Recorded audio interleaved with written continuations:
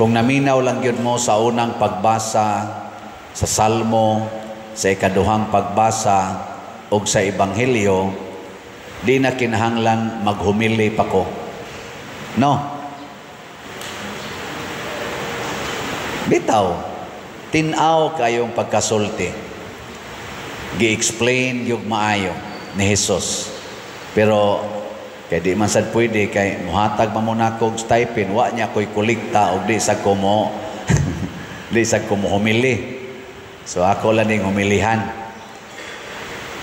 Ang ganti sa Ginoo para nato kanang gitawag natog reward or gitawag natog panalangin, dili di na ihatag sa Ginoo nato basta dili ta mahigugma sa atong kaaway.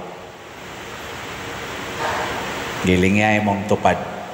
Ning na kusog ka mo higugmag palaaway. Ning na kana. Nakusog ka mo higugmag palaaway. Unya kung dili ta mahigugma anang mga kaaway, dili ta maluoy anang mga kaaway, dili di ta tagaan og ganti sa Ginoo. Ngano man? Kay ang makasasala dili niya tagaan og ganti ang makasasala. Mo na ningon siya, kung ang inyong higugmaon kadto ra sang nahigugma ninyo, nganong magpaabot man mo ganti nga ang mga makasasala nahigugma man sa nahigugma nila. Ana, kung ang inyong buhatan og maayo kadto ra sang mubuhat ninyo og maayo, nganong magpaabot man mo ganti gikas Ginoo nga ang mga makasasala nagbuhat man sa dana. Kinahanglan mo labaw gidi eta sa mga makasasala, kay ang makasasala wa nay ganti. Ing kapatid, na malagi makasasala kusog kayo sa graft and corruption, porti naman noong datua. Timan-an nato ha, kanang kwarta o gahom dinhis kalibutan, dili na ganti, dili na tinuod nga rewards. Usahay pagani mahimo ng condemnation. Adi mo to? Adi yun mo to? Si San Pablo nag-ingon ana hasta si Kuan, si kanang Jesus nga kanang salapi mao di ay nay kontra sa Ginoo dinis kalibutan. Ingon siya, dili mo makaalagad og duha ka agalon, di ninyo pwedeng alagaran ang Ginoo og ang salapi, ang bahandi. So kana ding bahandi dinis kalibutan, kanang gahom sa kalibutan, mao di nay enemies of God. Unya, kung adto kas enemy sa Ginoo mangayo o muhatag sa imong pagsalig, kadto na imong higugmaon ang enemies Ginoo, unsa may moabot nimo, ganti o silot? Tubag. Silot, tanawa ng nahigugmas kwarta, tanawang naong murag gisilutan, kusmod kay naong, kay kanang gisilutan di man na smiling, kusmod nya bugat ng ilang pagbati. Ana, magkusmod nya, magsige na sila kasuko, sige ginagkasuko nya, damor nga masuko sila, damor nga mukusmod. Gilingi ay mong tupad be, ang di mo lingi gisilutan. Gilingi ing na tanaw ni mo sa kong naong gigantihan ko, ing na kono, ing na akong naong ba gigantihan ni o gisilutan. Daghan kay manimba din ni ang mga naong na nagkusmod lang. Daghan kay gasigi rosaryo ang mga naong gakusmod. Daghan sa kay dihang dagko kay balay, dagko kay kwarta, binilyon ang kwarta, pero ang naong di makaog iro. Kusmod kay mga naong murag gibitayan o galingang bato. Di gyud ka smile, ana alam ba? Nya tingog pa mo, unsa man ni? Sama ni. Di ba giingnan ka? No. Nya karon, ug ato ning i-relate sa nang-apply ron sa nasod nga mahimong senador hangtod sa tawagan na diya, municipal or city councilors. Mao man na roy mga nang-apply. Kinsa may atong pilion? Kadtong nagkusmod ang naong o kining smiling? Nya kay silang tanan mo smile man. Wa man giroy usan ilang nagkusmod, sige man nag-smile. Unsao man nato pag ila o kinsa gitinuod ani nila. Atong siguroon, ang atong pilion kadtong makamaong muhigugmag kaaway. Kadtong magsigig pangaway, labi na gitong lisod-lisoro nila ang ilang mga kunuhay kakompetensya sa politika, ilang lisod-lisoron, ilang pangdakpon, ilang gukoron, ilang ipakiha, ilang i-impeach, kana di nato pilion. Kaya nga naman, wa man na sila mahigugma sa ilang kaaway. Kaya kani manggong mga kaaway, mga igsoon, dili ni kaaway nga giaway gyud ka, dili sa tanang higayon ingon ana. Usahay og dili man kanunay ang kaaway, ang definition gyud ana kanang tao nga wa nimo mauyoni. Kana bang wa ka kagusto niya. Di ba na may mga tao nga wa gid siya gibuhat nimo pero sa naong pa lang niya maglagot gyud ka. Nay usahay maglagot ka sa iyang tingog. Ano niya kung tingog? Doon na may daghang naglagot. Ani ko na, nasad ay, naong ani. Kadungog lang sa kong tingog. Ani, tingog na sa panuway. Higugma, ana. Higugma.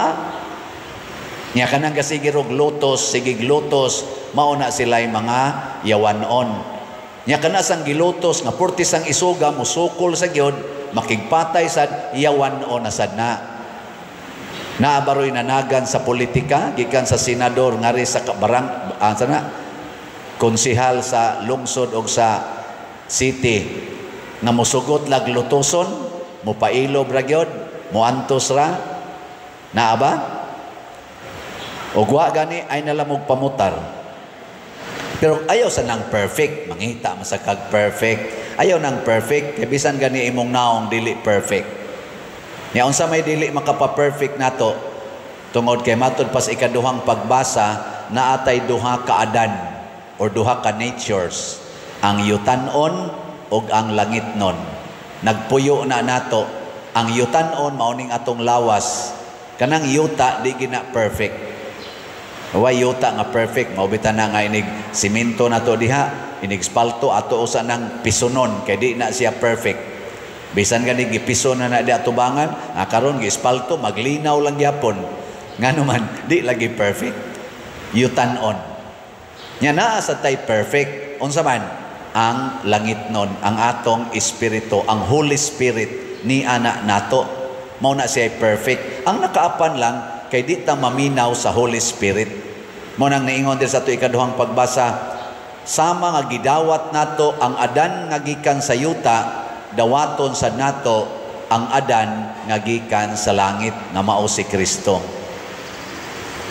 Nakaron unsaon pagdawat? Matud pa ni Kristo, paghigugma ay kamo sama sa akong paghigugma ninyo. O giunsa man ta paghigugma ni Kristo?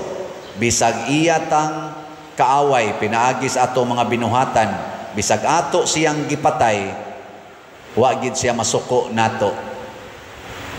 Wa gyud masuko. Muna mangita tarog mga politicians nga dili masuko. Kanang sigig kasuko di na nato butaran. Mangita tag politicians nga dili hangol og kwarta. Kay kanang mga politicians nga hangol og kwarta, nya nagamit og kwarta og gahom sa ilang naamusalig diha, sa ilang pagpangumpanya, dili na angay butaran. Ngano man ang ila anang hari dili ang Ginoo kung dili ang kwarta og ang ilang yutan-on nga gahom. Unsa may resulta ighuman natog butar ana nila, ilatang daog-daogon. Karon kusog pa kay na silang mo ulo-ulo nato. Tanang problema nato ilang hisgutan, tanang problema nato ilang yung ipabati nga andam silang mutubag. Pero tanawa ilang track records, nayuban ana nagbalik-balik na lang naglingkod sa atong gobyerno, wa gyoy nahatag nato nga konkretong kaayuhan. Gani ang timaan ana nga wa gitay nadawat pa kaayo nga kaayuhan, nag-anam gyud kadako ang atong utang sa nasod. Ikaduha, naalang gyapon ang graft and corruption sa atong nasod, wa gyud na masulbad. Bisa na lang untag muminos og maayo, naa lang gihapon ang drugas, naa lang gihapon ning krimen, pinatyanay, hasta pagani ang kauban sa panimalay magpinatyanay na tungod kay nakasuyop og drugas, naa lang gihapon ning terrorism. Unsa may ilang gibuhat, siging balik-balik dihag lingkod, sigig himog balaod ang gikalingawan hinuon karon, nagunay silag away, mag-impeach og ila rasang kauban, imbis maghiusa, mag-away, gagastos atong kwarta nga buhis nato, 40 na taong dakuan natong utang, gastuon pagid anang mag-unay silag away. Mura bang nagsinikmatay sila, kitay mo gasto, kitay way asinso, kay gasigi ra silag away, gipalingkod nato sila diha, aron lang mag-away, anang lang impeach kanang ana. Tubago nato ang kalihok, ang kalibo, ang sana, nasudnong problema, naghimuhimo man og problema, purti na noong problemahan.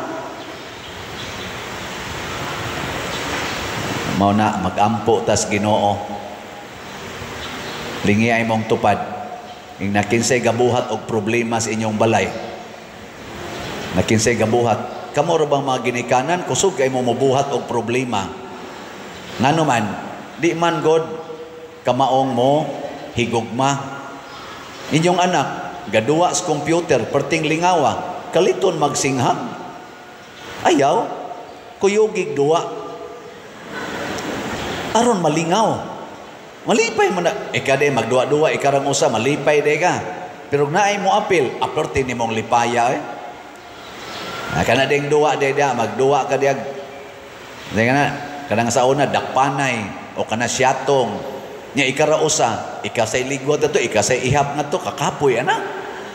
Dakpanay ka, ikasay dakop-dakop ni mo. Pero na kay dagha-dagha na mo, aligre. Mo na imong anak, malipayon kayong gaduwa, siga kayong matab, sige, buhay tog, apili, di bab kamo nang duha magsiga ang mata. Nya moingon ka kapoy mandong, kapoy manday. Saw nya sumaba mangundang usa ta ugma lang ta magtiwas ani mga tuog sa ta. Matug sa to kuyog nimo. Ngano man kuyog man mo sa inyong kalipay, kuyog sad mo sa inyong pagpahuway. Pero magsigir kag singhag, moingon ra na imong anak, nairatag matay ka daw. Lipay ta diri, pungan kita. Ana na siya. Tanawa diris unang pagbasa, si David. Buot siyang patyon ni King Saul or ni Hari Saul. Gipangita siya. Gada pag yung 3,000 ka mga kuan, sundao. Pag-adto ni David sa kampo nila, nangatog ra sila, hinano kayo, wag yun kamatngon.